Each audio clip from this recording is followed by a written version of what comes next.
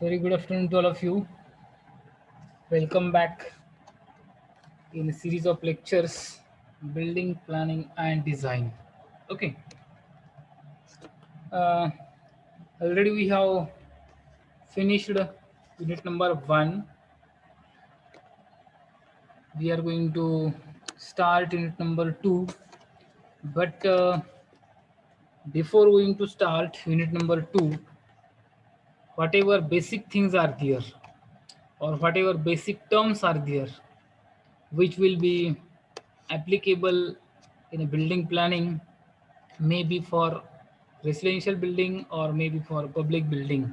Okay, first we will discuss about it, whatever general or whatever basic things are there, whatever standard things are there, and then we will start the unit number two, actual building planning. Okay, so here, by considering the National Building Code of India, NBC, okay, we are going to understand some basic terminologies first.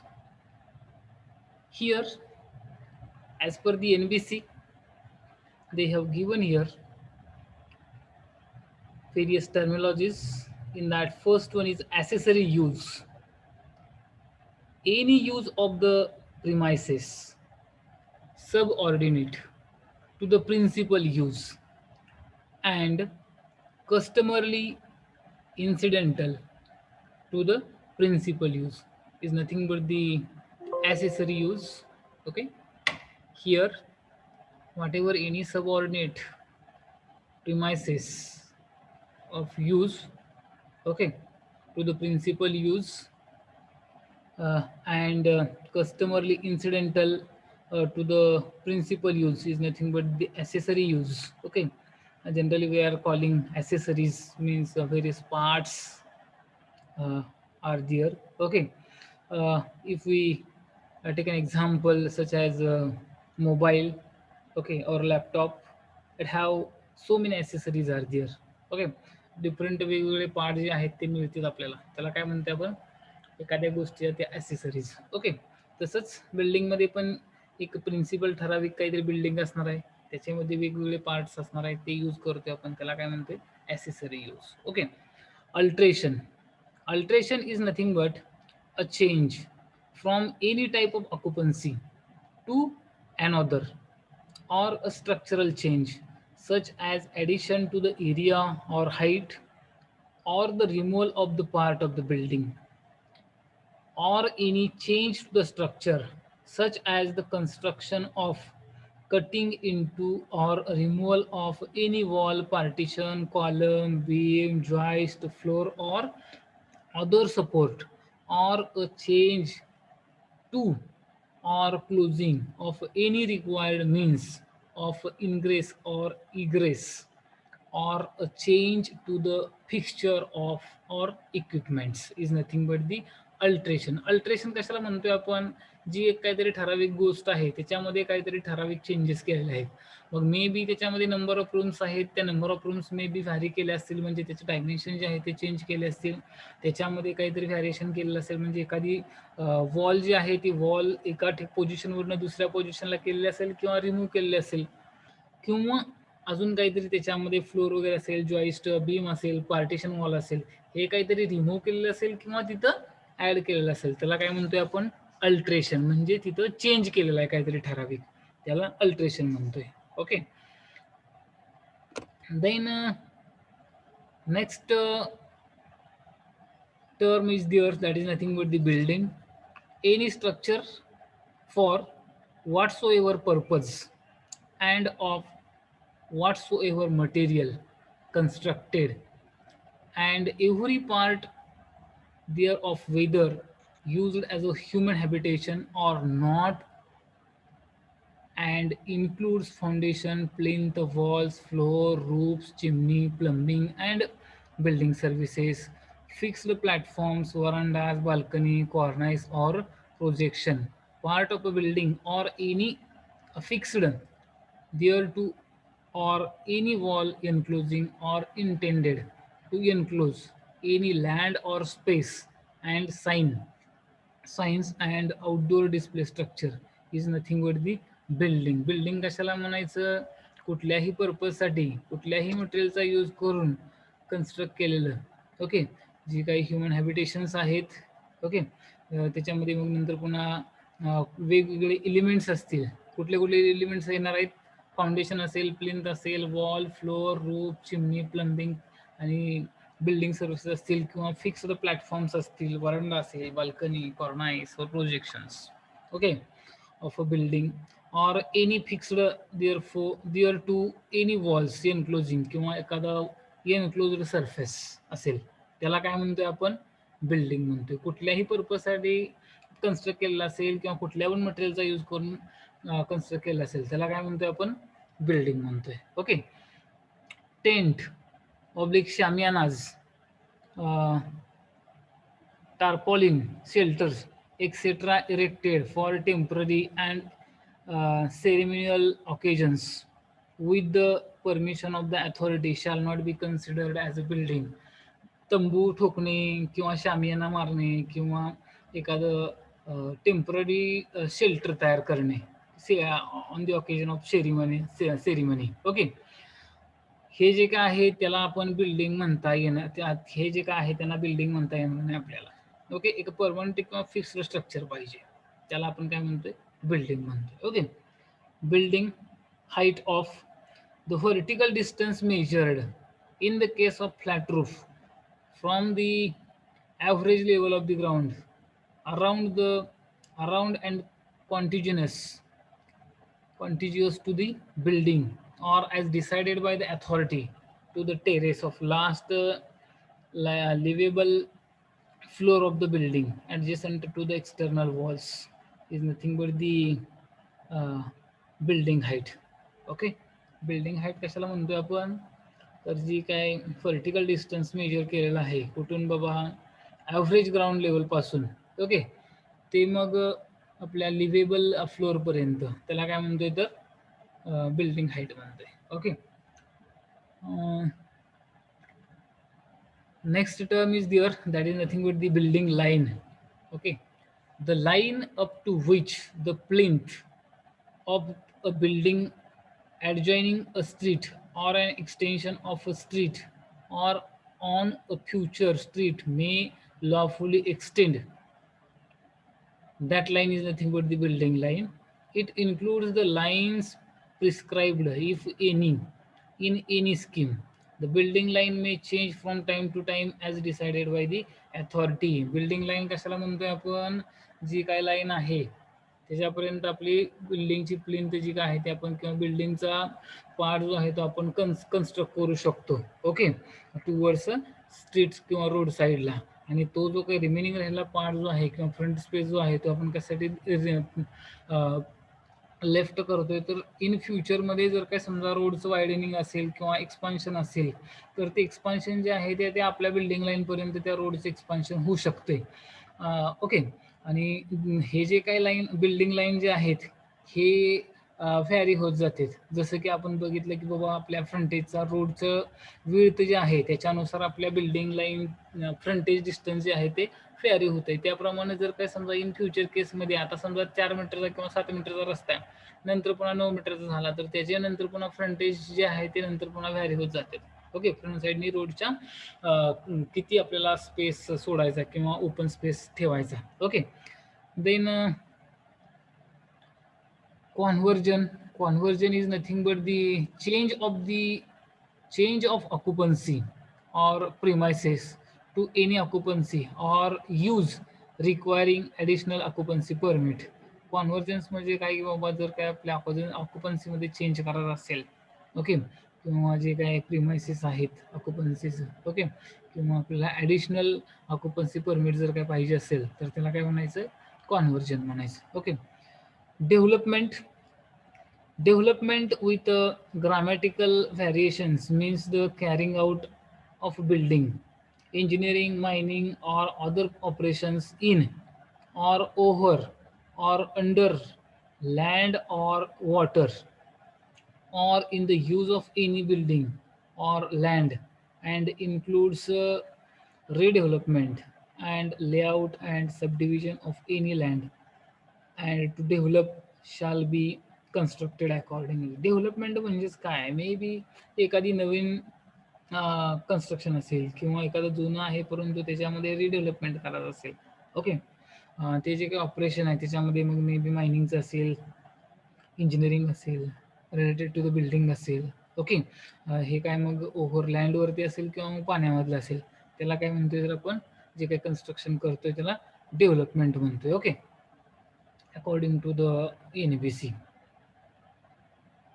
Then next point is their drain, a conduit or channel for the carriage of storm water, sewage, wastewater or other waterborne waste in a building drainage system. Drain कशाला म्हणायचं, एक conduit किंवा एक channel, तो storm water किंवा जे काही waste water तयार होते आपल्या बिल्डिंगमध्ये ते कॅरी करून नेते, त्या चॅनलला काय म्हणायचं, ड्रेन म्हणायचं. ड्रेनेज म्हणजे काय, the removal of any kind of liquid bye a system constructed for the purpose. Drainage म्हणजे काय, drainage is nothing but it is a system. By using that system we have to remove the any kind of liquid from the building. Okay, that is nothing but the drainage. Then occupancy or use group, the principal occupancy for which building or a part of a building is used or intended to be used for the purpose of classification of a building according to occupancy, and occupancy shall be deemed to include the subsidiary occupancies which are contingent upon it. Occupancy म्हणजे काय, आपण जिथं राहतोय वगैरे ते त्याला काय म्हणायचं तर ऑक्युपन्सी म्हणायचं. आपण एखाद्या घरामध्ये राहत असेल तर आपण कोण झाले, तिथलं ऑक्युपंट झाले. ओके, वेगवेगळ्या पर्पजसाठी किंवा वेगवेगळ्या रिक्वायरमेंट किंवा पर्पजेससाठी. Okay, then owner, next term is owner, a person, a group of persons or a body having a legal interest in land and or building thereon. Owner कोणाला म्हणायचं, पर्सन असेल किंवा ग्रुप पर्सन्सचा ग्रुप असेल किंवा एक body, having legal interest in land and or building thereon is nothing but the owner. Okay, this includes freeholders, leaseholders, or those holding a sublease who will have a legal right to occupation and have liabilities in respect of safety or building condition. Okay, ओनरची दुसरी पण व्याख्या काय होते बघा ह्याच्यामध्ये, काय तर owner कोणाला म्हणू शकतोय, फ्री होल्डर्सला किंवा लीज होल्डर्सला, म्हणजे आपण भाड्याने दिल्यानंतर वगैरे जे काय आहेत ते लीज होल्डर, परंतु ते जे आहे ते ठराविक काळापुरतच त्यांची ओनरशिप असणार आहे तिथं. Okay, then registered architect, engineer, structural engineer, geotechnical engineer, supervisor.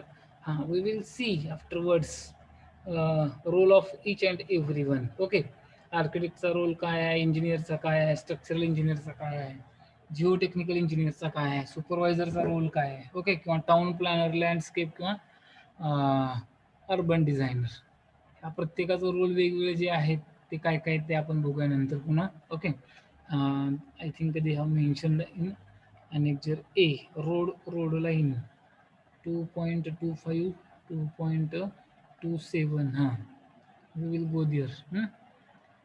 Room height, the vertical distance measured from the finished floor surface to the finished ceiling surface. Room height कशाला म्हणतोय आपण, रूमची हाईट म्हणतोय आपण, फ्लोअरची हाईट नाही, रूमची height.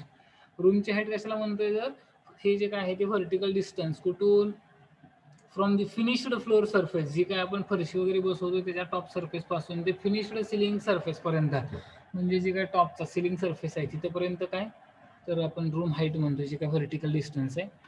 Fair finished ceiling is not provided, the underside of joists or beam or tie beam shall determine the upper point of measurement for determining the headroom. Headroom कशाला, जर काही समजा आपल्याकडे फिनिश्ड सिलिंग नसेल, finished ceiling surface नसेल, तर त्यावेळेस जे काय आपल्याला बीम्स वगैरे किंवा जॉईस्ट वगैरे प्रोव्हाइड केलेले असतात, तर त्याचा जो काही पार्ट आहे, ओके, तिथपर्यंत जे काही व्हर्टिकल डिस्टन्स आहे ते ॲज अ हेडरूम म्हणून आपल्याला कन्सिडर करता येते. Okay.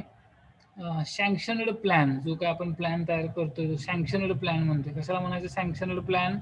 The set of plans, specifications and other details submitted in connection with the building or development and duly approved and sanctioned by the authority.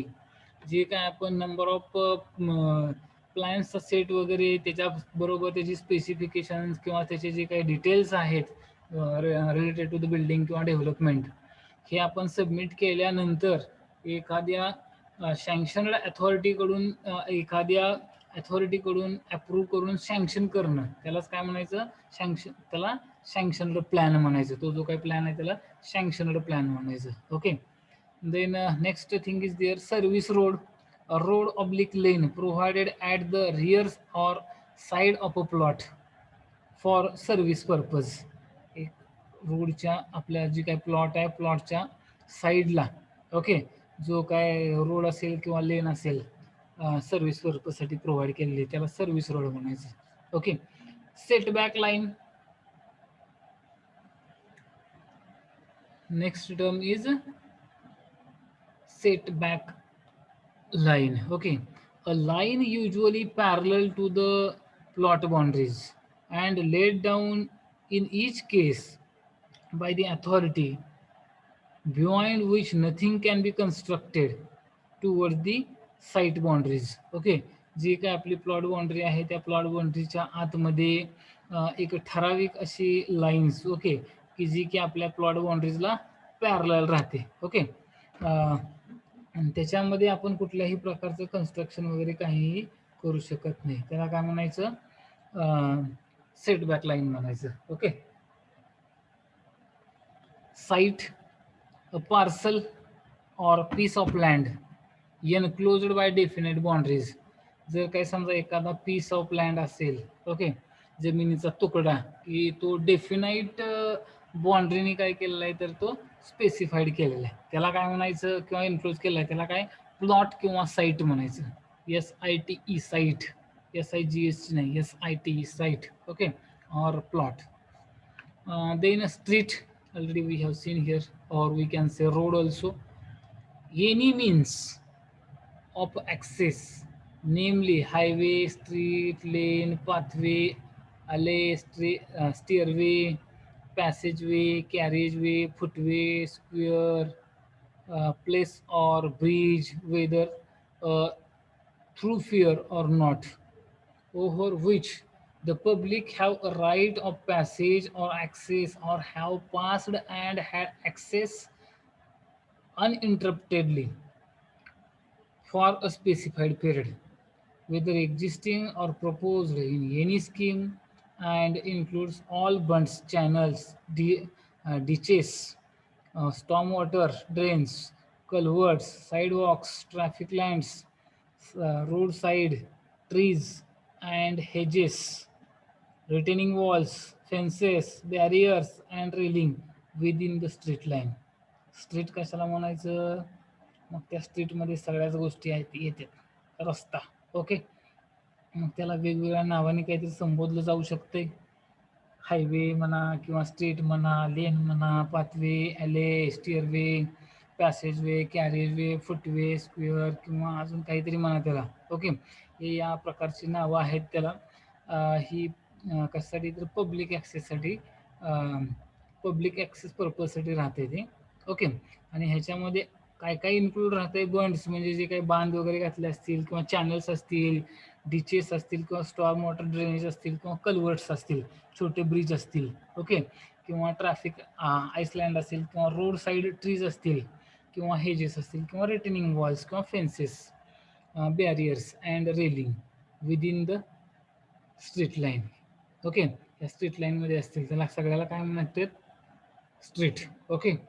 Street level or grade, the officially established elevation or grade of the center line of the street upon which a plot front, and if there is no officially established grade, the existing grade of the street as its midpoint. Okay, then next, street line, the line defining the side limit of the street. Street line कशाला म्हणायचं, जर काय जी काही दोन्ही साईडला स्ट्रीटचं limit ठरवून देणारी जी काही लाईन आहे त्याला काय म्हणायचं, स्ट्रीट लाईन म्हणायचं. Okay, applicability to the code, बरं ठीक आहे. Then existing building oblique development, interception, interpretation, alternative material method design, tree organization. Okay, so these are some of the basic terminologies we should.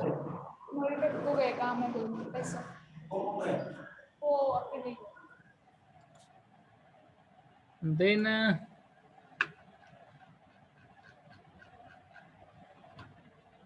114 competition, people administration, role of appeals, occupancy, violation.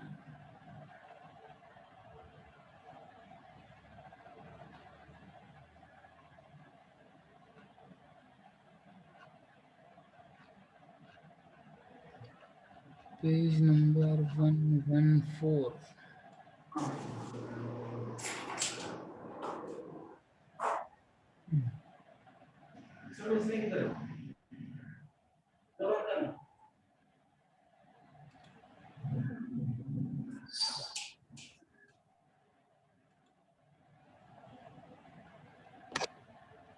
Development, control rules, and general building requirements. Okay, now we are going to discuss whatever different units are there in a building.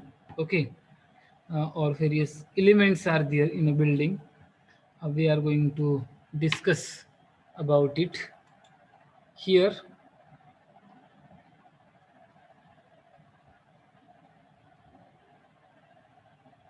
Already we have discussed about the alteration, accessory use. Okay, approved. And then building height, balcony. Okay, here new thing is there, that is balcony. Balcony is nothing but a horizontal projection with a handrails or balustrade or a parapet to serve as a passage or sitting out place. Okay, that is nothing but the balcony. Balcony कशाला म्हणायचं की जो काय आपला horizontal projected portion आहे.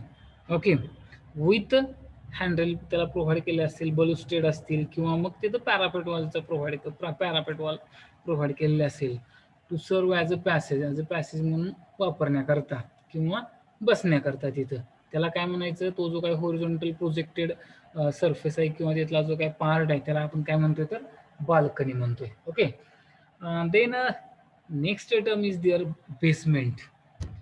Basement is nothing but the lower story of a building, below or partly below ground level. Basement कशाला म्हणायचं, जी काही लोअर स्टोरी आहे आपल्या बिल्डिंगची, मग मे बी ती लोअर स्टोरी जी आहे ती बिलो दी ग्राउंड लेवल असेल किंवा partly below the ground level असेल. That storey of a building is nothing but the basement. Okay,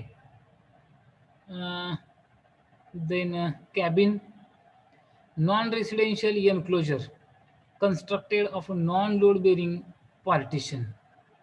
Non-load bearing partition is nothing but the cabin. Cabin कशाला म्हणायचं, तर non residential enclosure, म्हणजे आपण तिथं जिथं राहत नाहीये. ओके, असं enclosure constructed of a non load bearing partition. Non load bearing partition जे आहे की जिथं आपण राहत नाहीये त्याला काय म्हणायचं, कॅबिन म्हणायचं. Okay, next term is canopy. A projection over any entrance.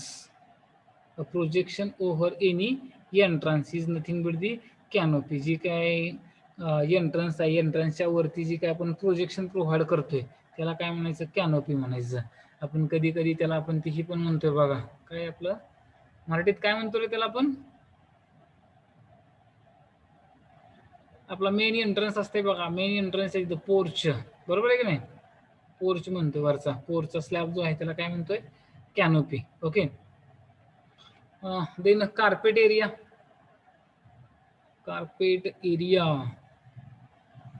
the covered area of the usable rooms at any floor level, excluding the area of wall, is nothing but the carpet area. Carpet area is nothing but whatever usable space is there in a building or in a various units of a building or in a building is nothing but the carpet area, and we have to uh, calculate that carpet area from built up area by deducting the wall thicknesses. Okay, means whatever built up area is there, from that built up area just we have to deduct the wall thicknesses, then you will get the carpet area is nothing but the usable space. Okay. Then next term is there chhajja, a sloping or horizontal structural overhanging, usually provided over opening on external wall to provide protection from sun and rain. Okay. सन आणि rain पासून आपल्याला protection मिळण्यासाठी आपण जे काय external वॉलला horizontal किंवा sloping structural ओपनिंगच्या वरती एलिमेंट प्रोव्हाइड करतोय त्याला काय म्हणायचं, छज्जा म्हणायचं. Okay. Then chimney, an upright shaft containing one or more flues provided for the convey to the outer ear of any product of combustion resulting from the operation of heat producing appliances or equipments employing solid, liquid or gaseous fuel. Okay. जे काय घरामध्ये product of combustion असणार आहे, म्हणजे जे काय समजा आपण मिल प्रिपेअर करतोय त्याच्यामुळे जे काय स्मोक वगैरे तयार होणार आहे, स्मोक तयार होणार आहे किंवा गॅसेस तयार होणार आहेत, तर ते जे आहेत ते बाहेर काढण्यासाठी जो काय आपला व्हर्टिकल अपराईट शाफ्ट असतोय त्याला आपण जनरली काय म्हणतोय, तर चिमणी म्हणतोय. ओके. चौक और कोर्टयार्ड,